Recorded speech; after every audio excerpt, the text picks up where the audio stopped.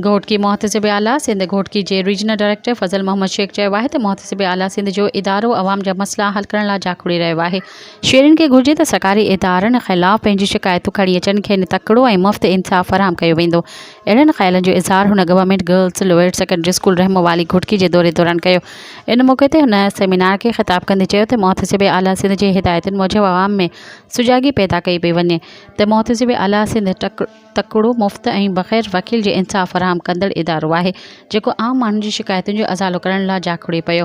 हुन चयो त जेकॾहिं आम माण्हुनि जो कंहिं सरकारी इदारे में जाइज़ कमु न पियो थिए या बग़ैर कंहिं सबब जे देरि कई पई वञे त रीजनल ऑफिस घोटकी में सादे कागज़ ते दरख़्वास्त जमा कराए सघिजे थी। उन खां अलावा मोहतसिब आला सिंध जे वेबसाइट ते पिणु शिकायतूं दाख़िल करे सघिजनि थियूं।